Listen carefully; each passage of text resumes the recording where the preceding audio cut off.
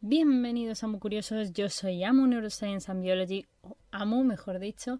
Neuroscience and Biology son los temas que más tratamos en este canal, neurociencia y biología, y por supuesto todas las ramas derivadas de estos, es decir, toda la parte de neurobiológica, neurofarmacológica, etcétera, y por supuesto también toda la parte de biología enfocada a todas sus ramas, biología, botánica, biología celular, biología general, biología molecular, biotecnología, bioquímica, fisiología animal y vegetal, etcétera. Vamos a hablar de un montón de cosas en este canal, así que si te gusta, te invito a que te quedes. Por supuesto también, y si no eres tanto de ver vídeos o tal, pues también tenemos un canal de Twitch para que sea más interactivo y más de directos. También tenemos un canal de Discord, también tenemos un montón de redes sociales donde publicamos cositas. Por ejemplo, Facebook, Twitter, Instagram y Ciencia Red. Y por supuesto también tenemos no solamente todo esto, sino que tenemos un blogger donde publicamos también cositas escritas un poquito más extensas, y también tenéis, para más información y para si queréis contenido un poco más exclusivo, el Patreon, donde de vez en cuando pues oferto cositas, tenéis cierto poder dependiendo de qué nivel elijáis. Y básicamente eso es a lo que venís a este lugar, a construir vuestro conocimiento, a ayudarme a mí a construir el mío siempre, con vosotros y con vuestra ayuda. Y nada, pues que espero que disfrutéis mucho de los vídeos. Muchísimas gracias a todos aquellos que os queréis unir a esta maravillosa comunidad de Amu Curiosos, dejando un like, dejando un comentario y o directamente suscribiéndoos. Llevamos ya 3 años haciendo divulgación, así que esperamos mejorar todavía más. Y pues nada, bienvenidos a la aventura y que la disfrutéis muchísimo. Un abrazo enorme y comenzamos. Otro de los factores u otro de los ingredientes que necesitamos para que todo el tema del hierro funcione bien en su absorción y demás serían, por ejemplo, la cianocobalamina o vitamina B12, el ácido fólico y la vitamina B6. ¿Por qué son importantes estas vitaminas? Bueno, pues ya lo comentamos previamente que eran importantes junto con el hierro, pero vamos a ver ahora cada una por qué lo es en realidad.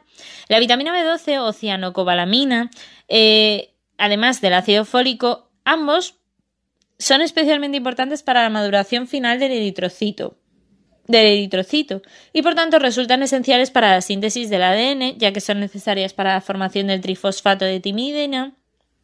También se encuentran como un punto importante porque la falta de ellas provoca un fallo en la maduración de los procesos de eritropoyesis, como veis, cuando ayudan a la maduración final del eritrocito, ya que se forma ese ADN de manera normal y reducido y bloquean al final los procesos de maduración y de división celular y nuclear, por tanto, de los eritrocitos.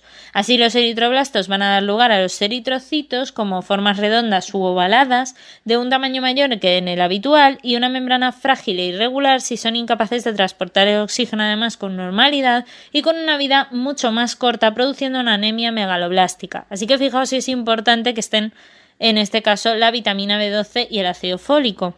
Sobre todo la vitamina B12 y el ácido fólico también van a tener otros factores en cuenta, ¿vale? Esto sería lo que tienen en común. Por su parte, el ácido fólico también es importante porque es necesario para la transferencia de los grupos metilo y se absorbe, como ya hablamos, en el yeyuno y en su paso a la sangre se une inespecíficamente a la albúmina. Así que es muy importante para todo ello que comamos fruta y verdura. El ácido fólico de ahí viene. Y es muy importante.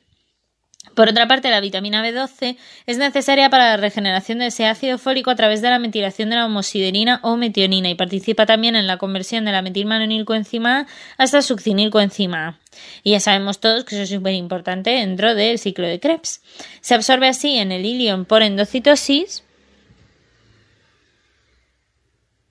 Se absorbe así en el ilion por endocitosis y la vitamina B12 además en el estómago se libera de los alimentos por acción del ácido clorhídrico. Allí es donde se une con el factor R o aptocorrina aptocorrina, que es secretada por las glándulas salivales y pasa hasta el duodeno, donde se libera por la acción del pH básico y de las enzimas pancreáticas. Se une así al factor intrínseco que está secretado por las células parietales de la mucosa gástrica, como ya os comenté, y de esta forma alcanza el ilion terminal, donde se une a la cubilina o receptor específico que es absorbido por endocitosis. Su transporte en el plasma corre a cargo de la transcobalamina 1 o alfa-globulina y la transcobalamina 2 o beta-globulina, que son ambas de síntesis hepática. Y la vitamina B6 o piridoxina también va a ser muy importante porque es el que actúa como un cofactor en la síntesis del ácido aminolebulínico, que es el precursor del grupo hemo, como ya vimos tanto en bioquímica metabólica como aquí en vídeos previos cuando hemos hablado de la hematología, hemos hablado también de ese proceso de la formación del grupo hemo y lo importante que es. Otra de las cosas importantes que tenemos que hablar es de la eritrocatéresis, que es la destrucción de los eritrocitos. ¿Esto ocurre? Por supuesto que sí. En condiciones normales, la inmensa mayoría de los glóbulos rojos se destruyen en el propio espacio extravascular. De hecho, el 90% lo hacen ahí. Eso que se conoce como la hemólisis extravascular. Y es que la vida media de los hematíes es de 120 días o 4 meses, como ya os comenté. Después de ese periodo, los glóbulos rojos envejecidos son captados por las células del sistema mononuclear fagocítico, principalmente en el bazo y en el hígado, y son aquellas que se van a llevar como los productos de degradación de la hemoglobina que tienen distintos destinos. Por ejemplo, el hierro regresa a la médula ósea para la formación de nuevos glóbulos rojos o al hígado para almacenarse unida a la ferritina. El transporte lo hace así unido, por supuesto, a la transferrina, que es lo que ya hemos visto en realidad hasta ahora. Los aminoácidos de las cadenas de globina son utilizados para la síntesis de otras proteínas, lo reutilizamos, y la protoporfirina 9 se degrada a biliverdina, que posteriormente se degradará hasta bilirrubina. Esto, para que os quedéis un poco con la idea, la protoporfirina 9, tened en cuenta que viene del grupo hemo, es decir, que tiene un color rojo. ¿Qué ocurre cuando tú te das un golpe? Cuando tú te das un golpe, a mí me lo explicaron así y es que se me quedó muy bien. Cuando tú te das un golpe, ¿qué es lo primero que pasa? Que la zona se te pone roja. Pero roja, roja, roja. ¿Por qué? Acumulación de eritrocitos. ¿Qué pasa? Que cuando esa zona además se ha hecho mucho daño, pues los eritrocitos a veces ocurre que la protoporfirina 9 se degrada y entonces tiene una muerte de esos eritrocitos que van haciendo que coja un color verdoso, ¿verdad? Es lo que nos pasa muchas veces con los moratones. Pasa de rojo morado, ¿no? Morado ahí que te mueres, horrible, que es de tanta concentración de sangre. Luego pasa a la biliverdina, que ya tiene colorcillo verde, ¿no? Y luego, posteriormente, se degrada hasta la bilirrubina, que ya es un color como amarillento, que es como lo último que tienes, ¿no? Así verde-amarillo. Y luego ya, ¡pum!, te desaparece el moratón que te hayas hecho. Bueno, pues esto es para que os quedéis con ello y que sepáis de dónde viene, por ejemplo. Bueno, pues en circunstancias patológicas, además, la hemólisis tiene lugar en el propio torrente sanguíneo, por lo que se denomina la hemólisis intravascular.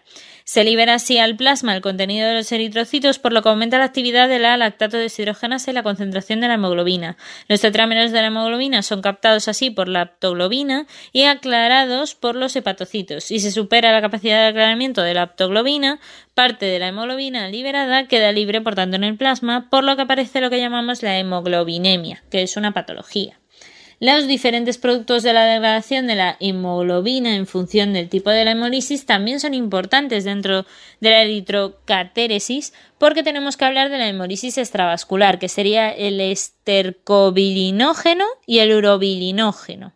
Si tenemos hemoglobina catalizada, vemos que por un lado se va a la parte de la globina, que será reutilizada, como ya hemos comentado, y el grupo hemo, que va a dar el hierro, que lo vamos a reutilizar, acumular, etcétera, y la protoporfirina, que es lo que os decía, se convierte en biliverdina, esta posteriormente en bilirrubina, que puede ser de manera indirecta y aumenta, por tanto, esta cantidad en el suero. Esa bilirrubina al final va a pasar por una gluconeolización en el hígado y acabará haciendo que la bilirrubina directa pase a ser estercobilinógeno o urobilinógeno, que aumentarán en principio y volverán al ciclo, porque el urobilinógeno ya vimos que estaba también relacionado y el estercobilinógeno pues también hasta cierto punto con esa resíntesis del grupo hemo. La hemólisis intravascular, sin embargo, es cuando hay una aparición de la hemoglobina en orina y es la hemoglobinuria, también llamada así. Normalmente en este caso lo que ocurre es que la hemoglobina liberada tiene o unión con la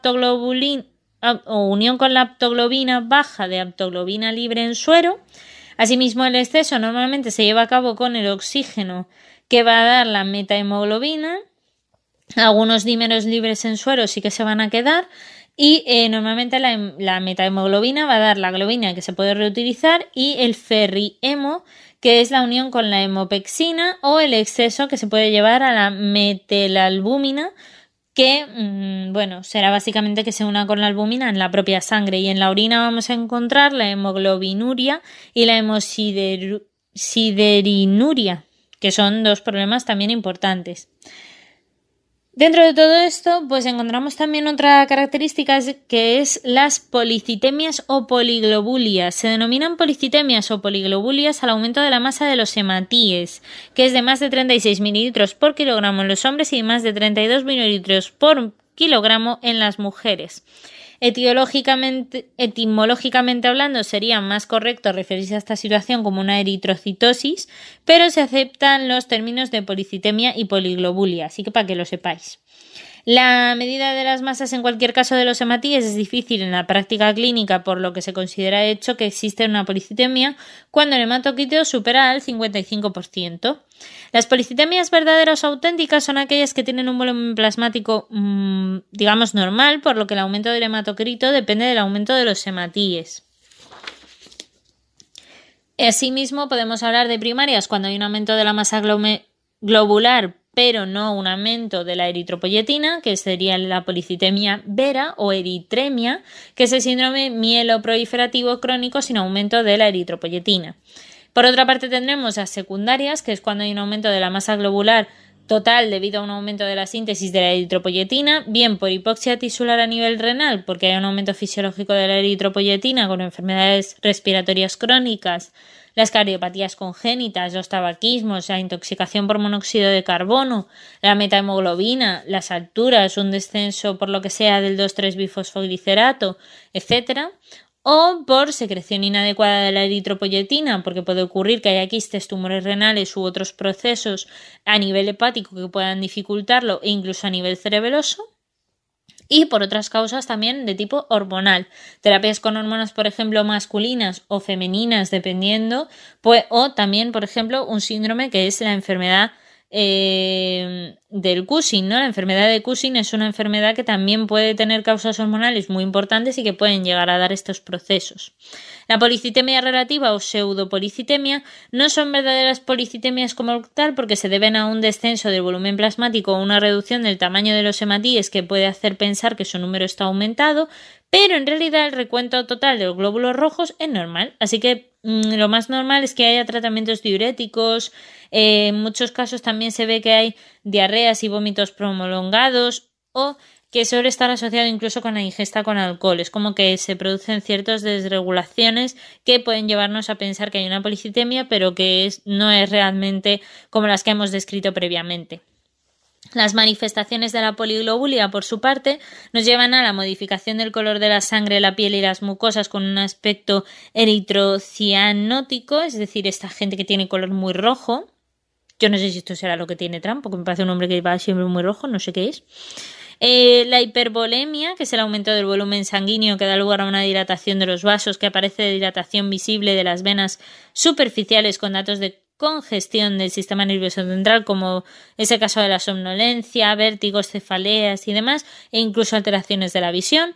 La hiperviscosidad sanguínea junto con la hipervolemia es cuando se genera un aumento de la precarga y del gasto cardíaco con una sobrecarga, por tanto, para el corazón.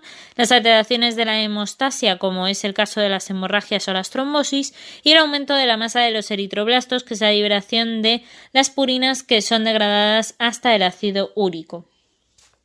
Pues hasta aquí por ahí, muy curiosos. That's all, folks. Espero que os haya gustado mucho el vídeo. Dejar un like, un comentario y una suscribida si no lo habéis hecho ya. Y nos vemos en el próximo vídeo. Que la ciencia y la fuerza os acompañe.